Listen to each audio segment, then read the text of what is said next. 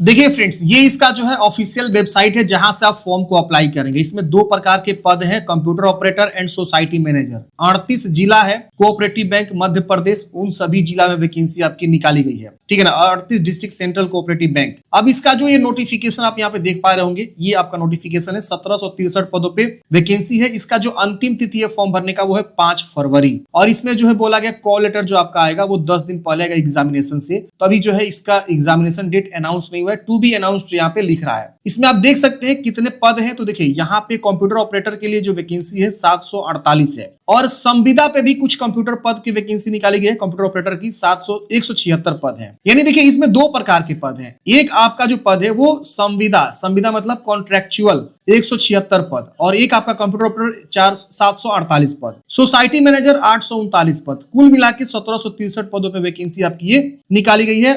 MPRSB यहाँ पे आपका होने वाला है। अब यहाँ पे आप देखेंगे तो आपको यहाँ पे जिला वाइज जो है वैकेंसी को दिखाया गया है। कंप्यूटर ऑपरेटर के लिए आप यहाँ पे देख सकते हैं, तो अलग अलग यहाँ पे जिला वाइज वैकेंसी आपको दिखाएगी। आप एक बार जरूर जो इसको चेक करेंगे फॉर्म भरने से पहले। अब मैं थोड़ा सा आपको बताता हूँ इस फॉर्म को भरने के लिए आपके पास क्वालिफिकेशन क्या होनी चाहिए। देखिए सबसे पहले यहाँ पे आपको बताया गया कि अगर आप कंप्यूटर ऑपरेटर के लिए फॉर्म भरना चाहते हैं तो आपका यहाँ पे ग्रेजुएशन होना चाहिए, और आपको जो है knowledge of Hindi and English typing required है। यानी ग्रेजुएशन के साथ साथ टाइपिंग हिंदी इंग्लिश में चाहिए, और 1 ईयर का कंप्यूटर डिप्लोमा चाहिए ही होगा। किसी भी रिकॉग्नाइज्ड यूजीसी या डीओसी या कोपा, अगर आपने किया आईटीआई वाला जो कोपा होता है या गवर्नमेंट आईटीआई, तो आप यहाँ पे फॉर्म को भर सकते हैं। या आपके पास जो है बीई बीटेक है या एमसीए है तो भी आप एलिजिबल रहेंगे। एक्स्ट्रा कंप्यूटर सर्टिफिकेट की आवश्यकता नहीं होनी चाहिए। बीएससी या बीकॉम या degree which include 1 subject of computer will be valid. अगर मान लीजिए आपने बीएससी या बीकॉम या डिग्री किया हुआ है और उसमें एक कंप्यूटर सब्जेक्ट भी आपने पढ़ा हुआ है तो भी ये वैलिड रहेगा। तो मिनिमम क्वालिफिकेशन ग्रेजुएशन चाहिए किसी भी विषय से, और आपके पास कम से कम कंप्यूटर का नॉलेज वाला सर्टिफिकेट 1 साल वाला होना चाहिए, जिसको हम लोग एडीसीए भी बोल सकते हैं। समझ गए। इसके अलावा सोसाइटी मैनेजर के लिए पद के लिए फॉर्म भरना चाहते हैं तो इसमें भी ग्रेजुएशन चाहिए और knowledge of Hindi English typing चाहिए, और इसमें भी आपको कंप्यूटर का सर्टिफिकेट चाहिए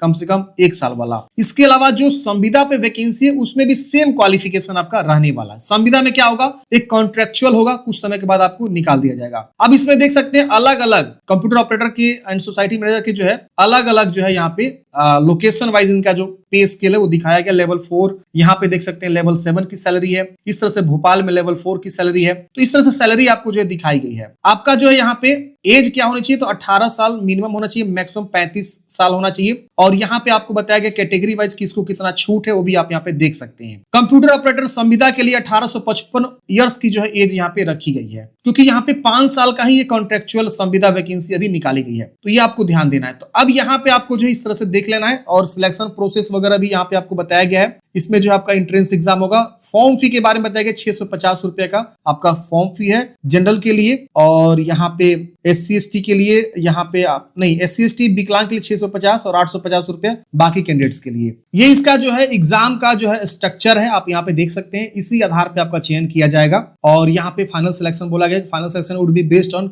मार्क्स ऑब्टेन्ड जो होगा आपका ऑनलाइन एग्जामिनेशन में, उसके आधार पे यहाँ पे किया जाएगा। तो चलिए अब समझते हैं कैसे आपको फॉर्म को भरना है। स्टेप बाय स्टेप एक लाइव फॉर्म फिल करके बताते हैं। इस वेबसाइट पे आपको कैसे आना है, देखिए आपको गूगल में जाना है, सर्च करना है जॉब मार्क। जैसे आप जॉब मार्क लिख के सर्च करेंगे आपको जो है ये वेबसाइट jobmark.in खुल जाएगा। यहाँ पे आपको सर्च करना है अपेक्स। जैसे आप अपेक्स लिखेंगे तो देखिए अपेक्स बैंक में और भी एक वैकेंसी देखने को मिलेगी ऑफिसर ग्रेड की, 313 पद हैं। और नीचे में देखेंगे एक और वैकेंसी आपको लिखी गई है, apex bank computer operator and society manager. आप इस पे क्लिक करेंगे, इस तरह का आर्टिकल आपका खुल जाएगा। यहाँ पे आप सारी जानकारी को पढ़ लेंगे और यहाँ पे नोटिफिकेशन देख लेंगे, सारा चीज आप यहाँ पे चेक कर लेंगे। उसके बाद यहाँ पे आपको नीचे आना है, और नीचे आने के बाद यहाँ पे आपको अप्लाई लिंक मिल, इस पे क्लिक करेंगे, इस अप्लाई वाले पेज पे आ जाएंगे। अब यहाँ से आपको फॉर्म भरना है। अब यहाँ पे आप देखेंगे तो सबसे पहले आपको रजिस्ट्रेशन का ऑप्शन, इस पे क्लिक करेंगे। यहाँ अपना जो है नाम लिखेंगे, फिर लास्ट नेम, फिर middle name, confirm middle name, फिर यहाँ पे लास्ट नेम, फिर लास्ट नेम। तो ऐसे आपको नाम लिखना। मान लीजिए आपका नाम दीपक कुमार है तो दीपक, यहाँ पे दीपक लिखेंगे, और उसके बाद से आपको लास्ट में कुमार है तो लास्ट में कुमार लिख देंगे, ऐसे दीपक कुमार। दीपक कुमार सिंह है तो मिडिल में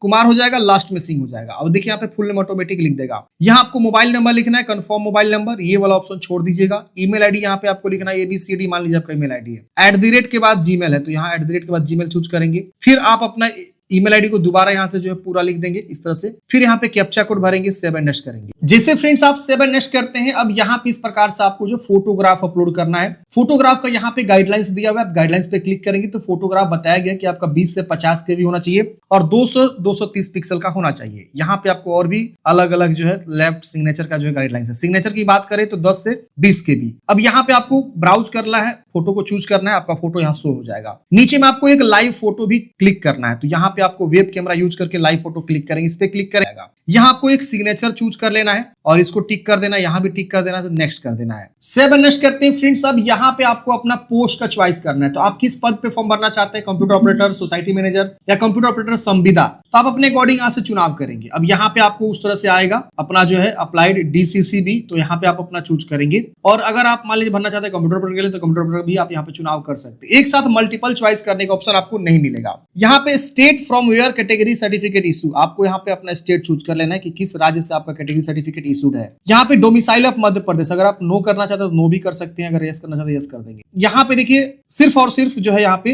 MP के लोग ही फॉर्म भर पाएंगे, क्योंकि यहाँ पे देखिए MP एम्प्लॉयमेंट पोर्टल पे रजिस्ट्रेशन नंबर मांग रहा है, तो आपको यह करना है, यहाँ पे रजिस्ट्रेशन नंबर देना है, नहीं है तो नो भी आप कर सकते हैं। अब यहाँ पे अपना कैटेगरी का चुनाव करेंगे, SC ST है या BC EBC है, EWS है, आप अपने अकॉर्डिंग यहाँ पे जो है बता देंगे। इसके बाद यहाँ पे आपको एनी अप्लाइड कैटेगरी, अब यहाँ पे अप्लाइड कैटेगरी भी मांग रहा है, तो आप वो चुनाव करेंगे, या अनरिजर्व हो सकता है, अगर आप अनरिजर्व में भी अप्लाई करना चाहते हैं तो कर सकते हैं। अब यहाँ पे मैंने EWS चूज किया, तो EWS यहाँ पे मैंने चूज कर लिया, फिर दोबारा से अब यहाँ पे कास्ट सर्टिफिकेट का नंबर आपको लिखना है। इसके बाद पूछ रहा है कि आप विकलांग है, तो यस करें वरना नो करेंगे, तो इस तरह से आपको सारी जानकारी को बता देना है। इसके वजह से are you person with specified disabled covered, जिनको डिफिकल्टी होती है लिखने में, तो वो आप अपना यहाँ पे यस कर सकते हैं और ये सब जानकारी उनको बताना होगा। अगर नहीं है आप विकलांग, तो इसे सिंपल नो कर देंगे। यहाँ पे आपको एज में छूट चाहिए, यस करें वरना नो करेंगे।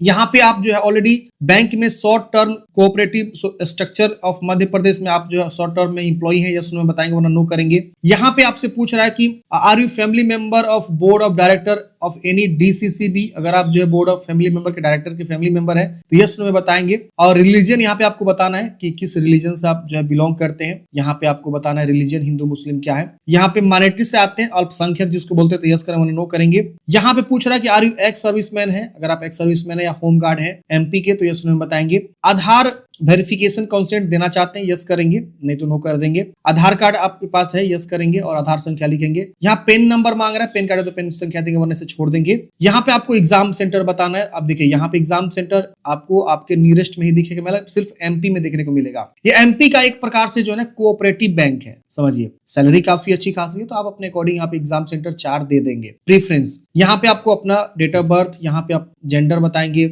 यहाँ जुड़वा भाई बहन है तो यस करेंगे वरना नो करेंगे। यहाँ पे आपको मैरिड है कि अनमैरिड ये बताना है। यहाँ फादर्स नेम, यहाँ पे मदर्स नेम लिखना है। यहाँ पे आपको कोरोस्पोंडेंस एड्रेस लिखना है, तो जो भी आपका कोरोस्पोंडेंस एड्रेस है प्रॉपर लिखेंगे। परमानेंट एड्रेस यहाँ पे लिखेंगे। फिर यहाँ पे आपको GST के लिए इनवॉइसिंग बता देना है और यहाँ बैंक डिटेल्स अपना दे देना है। फिर यहाँ पे आपको एप्लीकेशन फी ऑटोमेटिक शो हो जाता है, इसको वैलिडेट करेंगे। कहीं कुछ गलती है तो ऑटोमेटिक वो रेड होकर हाईलाइट होगा वैलिडेट करते ही। अगर कहीं कुछ गलती नहीं है तो ये सक्सेस होगा और उसके वजह से आपको अगला स्टेप 7 नेक्स्ट करना है। अब देखिए मैंने आपको स्टार्टिंग में बताया कि आपको मध्य प्रदेश का निवासी होना मैंडेटरी है। मैंने यहाँ पे जैसे वैलिडेट किया तो यहाँ पे मैंने नो टिक किया हुआ था, लिख रहा है कि domicile of Madhya Pradesh state should be yes, मतलब आपका निवासी जो है वहां का होना चाहिए। और ये भी रजिस्ट्रेशन होना मैंडेटरी है एम्प्लॉय में, एम्प्लॉयमेंट पोर्टल पे, तो आप उसका एम्प्लॉयमेंट पोर्टल का नंबर, रजिस्ट्रेशन नंबर यहाँ लिखेंगे, ठीक है ना। तो सिर्फ MP वाले ही लोग आवेदन करेंगे यहाँ पे, बाकी स्टेट वाले अप्लाई नहीं कर सकते हैं। अब यहाँ कास्ट सर्टिफिकेट वगैरह देंगे, तो ये यहाँ पे है वैलिडेट करेंगे। अगर गलती होगा तो ऑटोमेटिक वो आपका वो इंस्ट्रक्शन देगा कहाँ गलती है क्या गलती है। अगर नहीं गलती तो सक्सेस होगा, फिर 7 नेक्स्ट कर देना है। 7 नेक्स्ट करते हैं अगले स्टेप में। अब यहाँ पे आपको जो है ना अपना एजुकेशनल क्वालिफिकेशन की जानकारी बतानी है, तो आप यहाँ पे एग्जामिनेशन चूज करेंगे, आपने कौन सा क्वालिफिकेशन फुलफिल कर रहे हैं। अगर आपने ग्रेजुएशन जो है आर्ट से किया, साइंस, कॉमर्स, या यहाँ पे आप देख सकते हैं बहुत सारे ऑप्शन है, तो आप अपने अकॉर्डिंग यहाँ पे चुनाव करेंगे। फिर यहाँ पे पासिंग ईयर आपको बताना है कौन से ईयर में आपने जो है पास आउट किया हुआ है। फिर यहाँ पे परसेंटेज ऑफ मार्क्स क्या है ये बता देना है। फिर फर्स्ट है कि सेकंड है। अगर आपने PG किया तो PG के बारे में बताएंगे वरना से छोड़ेंगे। कंप्यूटर सर्टिफिकेट यहाँ पे आपको बताना है। अगर मान लीजिए सपोज आप जो है यहाँ पे BSc IT कंप्यूटर नहीं पढ़े हैं, BCA में कंप्यूटर होता है तो आपको देने की आवश्यकता नहीं है। अगर आपने BSc with one subject computer है तो भी आपको देने की आवश्यकता नहीं है। बीकॉम है एक कंप्यूटर सब्जेक्ट के साथ तो भी आपको देने की आवश्यकता नहीं है। लेकिन नहीं है, आपने बिल्कुल कंप्यूटर नहीं पढ़ा ग्रेजुएशन स्तर पे, तो आप यहाँ पे जो है एक 1 ईयर का कंप्यूटर सर्टिफिकेट डिप्लोमा कोर्स होता है वो आप यहाँ पे लगा देंगे। यहाँ पे आपको बताना है उसका पासिंग ईयर क्या है, उसका परसेंटेज क्या है और यहाँ पे फर्स्ट है कि सेकेंड है। फिर यहाँ पे आपको बता देना है फ्रेंड्स नीचे में अपना अदर कोई क्वालिफिकेशन है, कोई सर्टिफिकेट या डिप्लोमा आप यहाँ पे बता सकते हैं। अब देखिए यहाँ पे आपको डिप्लोमा का भी ऑप्शंस देखने को मिल जाता है, ठीक है ना। जैसे कि आपने 1 ईयर का डिप्लोमा किया हुआ है, जैसे ADCA हो गया या पॉलिटेक्निक किया हुआ है, डिप्लोमा इन कंप्यूटर साइंस, बहुत सारे ऑप्शंस है। आप अपने अकॉर्डिंग देख सकते हैं, आप यहाँ पे उसका चुनाव कर लेंगे, ठीक है ना। उसके अकॉर्डिंग ही जानकारी को भरना होगा। सर्टिफिकेट है तो सर्टिफिकेट भी आप लगा सकते हैं, जैसे ITI सर्टिफिकेट हो गया 1 ईयर का कंप्यूटर ऑपरेटर,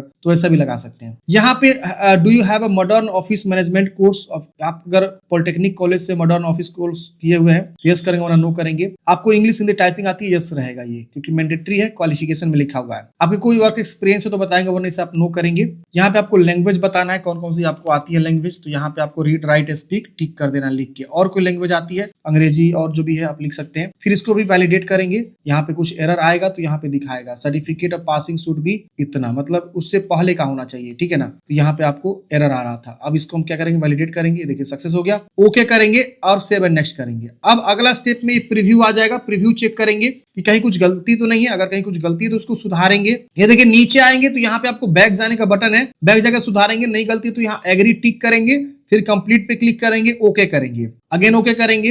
अब यहाँ पे आपको जो है लेफ्ट थंब इंप्रेशन अपलोड करना है और हैंड रिटन डिक्लेरेशन अपलोड करना है। यहाँ पे आप क्लिक करेंगे तो गाइडलाइंस है इसका कि किस गाइडलाइंस को क्या अपलोड करना है, क्या चीज करना है, ये सब चीज यहाँ पे दिया हुआ है। तो आप एक बार इसको जरूर चेक कर लेंगे। हैंड रिटन डिक्लेरेशन में आपको क्या अपलोड करना है, तो देखिए यहाँ पे जब आप फॉर्म भरेंगे, नोटिफिकेशन डाउनलोड करेंगे तो उस नोटिफिकेशन के गाइडलाइंस में आपको पूरी जानकारी लिखा हुआ है। हैंड रिटन डिक्लेरेशन में आपको क्या लिखना है, तो आप इसको जरूर एक बार चेक कर लेंगे। हैंड रिटन जो आपको करना है वो आप देखेंगे नोटिफिकेशन के पेज नंबर 17 पे आप आएंगे, तो यहाँ पे देखिए आपको ये मैटर लिखा हुआ है, ये आपका मैटर है। इसी मैटर को क्या करना है फ्रेंड्स, आपको जो है अपने खुद के राइटिंग में लिखना है और उसी को क्या करना है फ्रेंड्स, स्कैन करके आपको अपलोड करना है। तो आप यहाँ पे क्या करेंगे, अपलोड करेंगे, ठीक है। और यहाँ लेफ्ट थंब इंप्रेशन भी अपलोड करना है, फिर कैप्चा कोड भर के सेव एंड नेक्स्ट करना है। जैसे फ्रेंड्स आप सेव एंड नेक्स्ट करेंगे, अब यहाँ पे आपको जो इस प्रकार से आएगा कैप्चा कोड भरने के लिए, आप कैप्चा कोड को भरेंगे और उसके बाद से यहाँ पे आपको सबमिट कर देना है, आपको ओके करना है। अब आपको पेमेंट गेटवे पे लेकर आएगा, पेमेंट जमा करना है और फाइनल प्रिंट आउट निकाल के अपने पास हार्ड कॉपी सुरक्षित रख लेना है।